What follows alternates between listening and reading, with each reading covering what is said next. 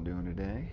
This is Egoman, aka Musabi in DCUO. What I'm going to show you today is my loadout for my Earth tank. My friend calls me the Earth Jesus, so I figured I would share it with you, including skill, how I have my skill points allocated and such. A lot of guides don't really go into that much detail as far as where you would want to put your skill points, what kind of weapons you want to use, things like that. This is my own personal preference, of course. I'm not dissing anybody else's style. This is just what I found to be the most effective, and I'm always the last one standing, sometimes soloing. As you can see, soloing Trigon's prison there for a little while, just soloing Circe in the other videos on our YouTube channel. But anyway, enough of that. Get into the nitty-gritty here. Start out by, of course, my load bar. As you can see, I'm going to go from left to right. I have my Earthen Grip, Soothing Sands, Gemstone Shield, Epicenter, my Brick Golem, and Reinforce. I'm going to and show you why I've done this. Alright. So, in my skill tree here you can see, purchase just what I need to get to where I need to go. Okay. Why I have Reinforce? This really helps out when you have that one guy who apparently wants to fight by himself, and manages to aggro the one that you have not aggroed, and he starts getting beat up, and of course his health goes down in chunks, but they don't see that because you're the tank, so they're like, well, that guy can take it. So you throw this up, and it's been my experience, and I don't know that it's supposed to do this or that it is, whatever. When I do this skill and he gets reinforced, the mob that is fighting him will aggro to me. So in my experience, it's helped me pull aggro in away from stupid people. So also in this skill tree, I'm using Soothing Sands. This is awesome, especially for some dungeons, or as my friend says, that's old school alerts is what I'm supposed to say. When you have objectives to accomplish, picking up an item and it grounds you and makes you walk slow, you pump this, and say Smallville, for instance, when you're carrying the big abomination type humans in their big spheres, you can just walk at normal speed and take them over, so it makes that mission just fly right through. So the last one that I use, well, the last two that I use on here, obviously Summon Golem. Summoning your Golem, he takes 25% of your incoming damage. So it's always good to have your Brick Golem out. He's the one that will transfer your damage. Crystal Golem, she does quite a bit of damage when you're in DPS role, but that's a different story. So Brick, he's your most handy. It makes it easier over Aftershock, because in an Aftershock situation, you're constantly pumping square, and I found that my thumb gets tired, you get that gamer ache in your forearm. So this is by far the most simplest way to do it, and honestly make it a little bit easier on the tank, so he can focus more on the screen and what's going on than whether his skills are cooling down, so he can use another to keep that 50% damage reduction.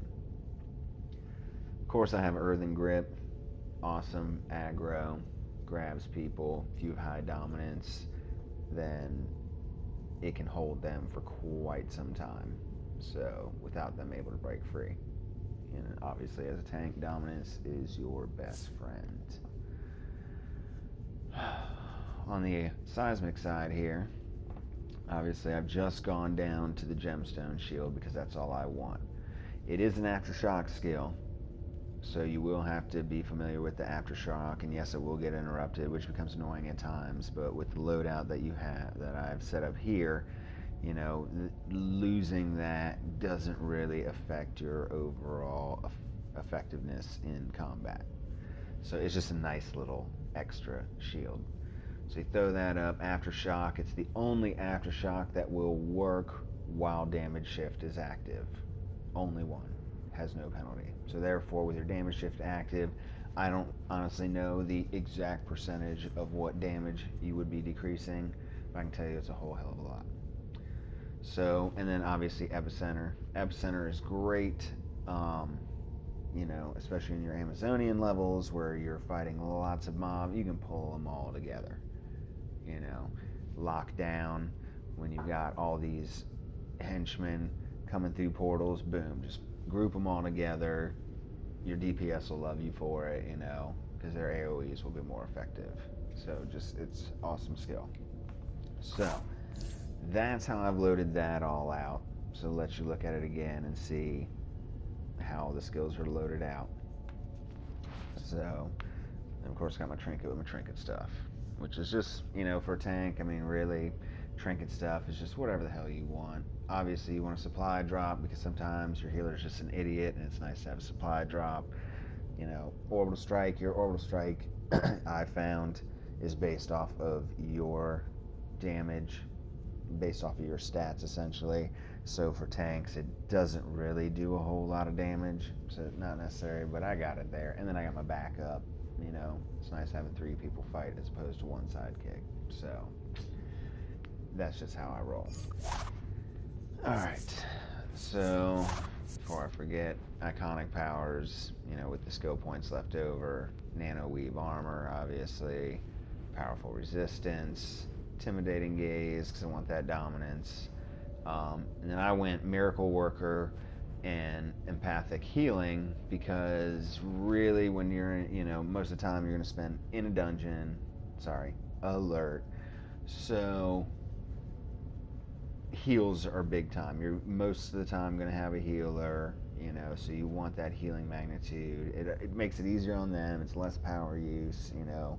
That's the whole idea, is minimal power use. With my system, you don't have to use that much power to keep aggro, so even if it comes to a crappy controller, you're still good. You don't have to worry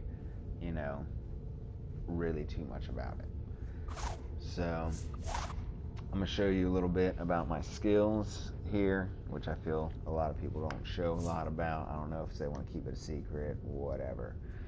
So obviously I'm a flight character, so I have my supersonic dive bomb. That just gets me down into all my restraint, breakouts, and resistances. These are crucial for a tank. You cannot afford to be stunned for a long period of time, or any period of time for that matter. I am a brawling tank. Keeps me up close and personal. I know some people out there like staff or sword because it hits multiple enemies. Well, your aggro doesn't really come from your hits. Yes, it does and doesn't. Hits cause damage. Damage generates aggro. Tanks have skills that generate more aggro, and that's what they rely on. So your earthen grip is generating way more aggro than you just smacking a bunch of other people around because your precision is low. So honestly, whether your weapon hits multiple targets or not does not matter. What matters is, does your skills get multiple opponents to aggro to you? So I'm brawling. It's very slow, but it's got some good stuns for PvP and such. Love the masteries, really easy to hit. So obviously I don't buy into every skill. I go right down the line what I need for this mastery. And now here you'll see I've got 6 points into power. That is only because working with the points and such, there's no other combination of skills that would be beneficial to me. So I went ahead and got the power because it's nice to have a little bit more power. Obviously just went health dominance here. Didn't even do so much in restoration. I know a lot of people like restoration, blah blah blah blah blah.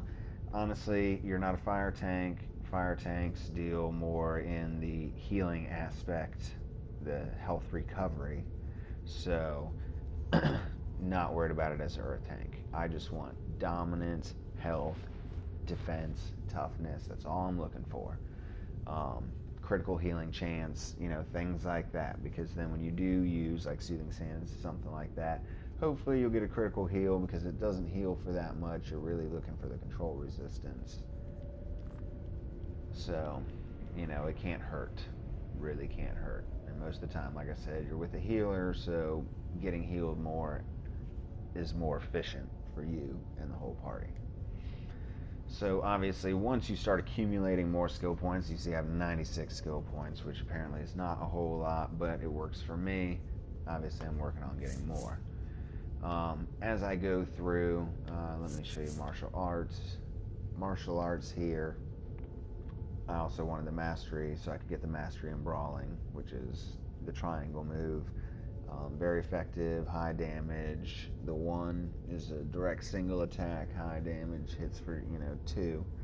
The other one is like a tap, then hold, and that hits multiple enemies multiple times. So really, if you want to hit multiple enemies right there, that skill alone does pretty good in that.